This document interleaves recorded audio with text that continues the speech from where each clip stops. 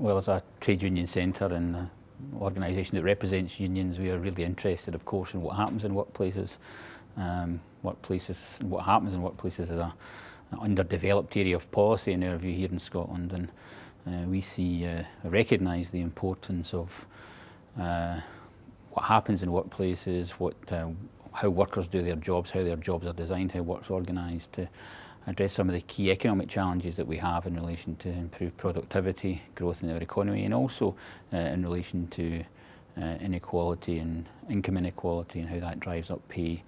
and improves the conditions of workers in Scotland. So it's a key area of policy for us, it's a key area of interest for us,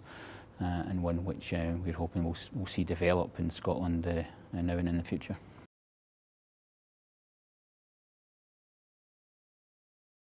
I think that there's been a traditional view that innovation has been about research and development and very technology based, and when we talk about the workplace, we talk about people and the engagements and interactions that people in the workplace have, and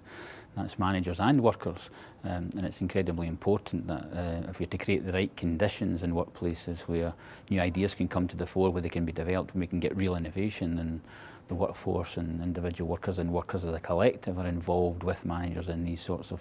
discussions, and their expertise, their knowledge of how their jobs are done, how their jobs might be improved, how the quality of their jobs might be developed is incredibly important. So that engagement between people in different parts of organisations, whether it's in management and the workforce, whether it's across organisations, people with different specialisms,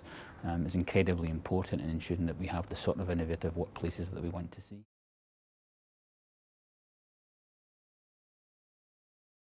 Well, I think there's a number of levels that where we play a role. Of course, at a policy level, we have a strategic engagement with the Scottish Government and with other institutions in Scotland, some of the economic development and skills agencies, and we can try and influence what they do in this agenda, and that's been very important.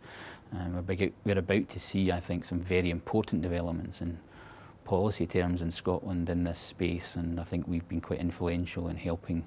move these along, and I think we're going to have a role to play in ensuring that they are developed and advanced in the future. But of course our main role, and not just from the STUC's perspective, but our individual affiliate unions, is in the workplace, and it's providing that voice for workers in the workplace, supporting them in engaging with their employers, with managers around this whole agenda.